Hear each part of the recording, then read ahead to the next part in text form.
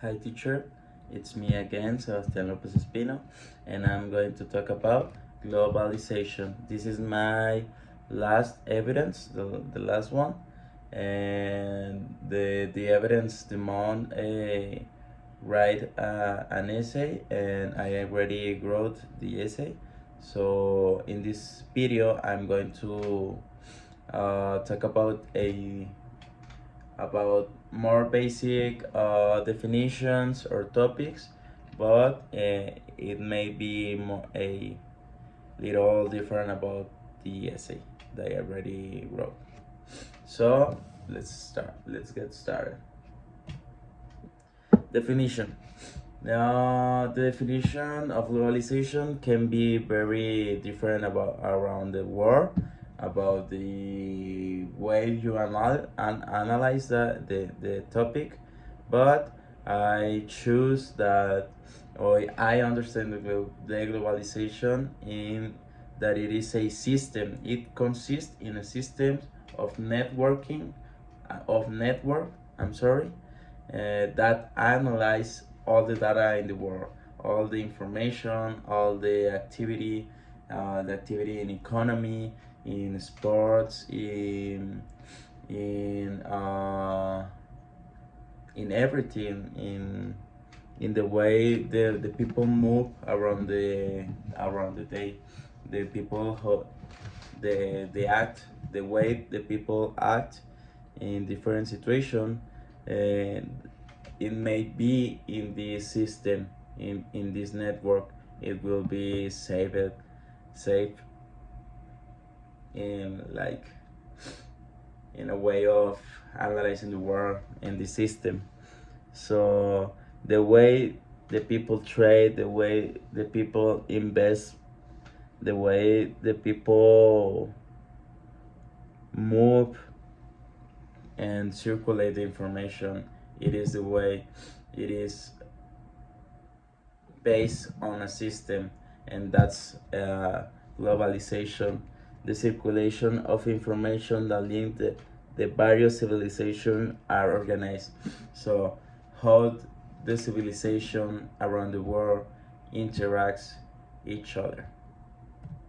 So to analyze this topic, I choose, or I can see 5 factors that we can truly analyze to see why do globalization exist. The first one is the universalization of markets and the advance of post-industrial capitalism. So this is why a globalization exists, and this is why globalization has its uh, has its infinite power, because after Second World War, after the big war, United States decided to create a system that in which democracy uh, runs the world, runs all the countries, because democracy will be the best system of of of a country. So the way United States see that could be the better way in which United States saw that democracy can be this big. It is from globalization. And then we have the diffusion of the democratic model as the ideal form of political organization of the states. Then I already mentioned, say it. The telecommunication revolution leading to the so-called information society. This is very important because globalization treats the way we saw the information. So as we analyze, uh, we all in every minute communicated. So what we know in, so we notice what happened in Germany in in seconds, and that is a cause of globalization, and that is really important in these days, because we need to know what is happening in China at this moment, or in Germany they have to know what is going on in United States, because the the market, it is a changing in every second or every hour of the day. Then the generalization of a cultural climate of the time known as postmodernity. And this is a very important point, because the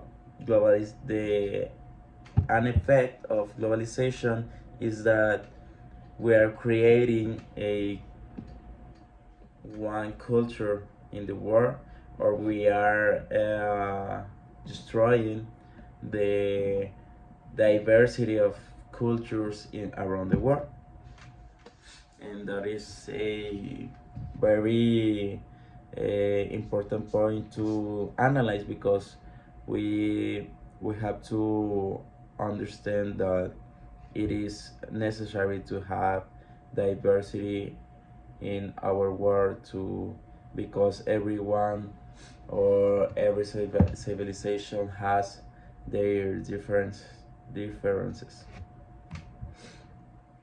So I'm going to explain about, we know that globalization has enemies or has organizations against globalization.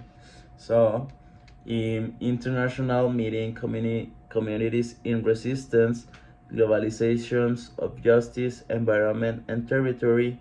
This is uh, pues more than there is communities, or yeah, communities, more than 60 base communities, organization of native peoples and communities in civil resistance, solidarity groups, organization, and networks of social movements were from a lot of countries like Argentina, Brazil, Canada, Chile, Colombia, Spain, United States, Guatemala, Italy, Mexico, and Palestina.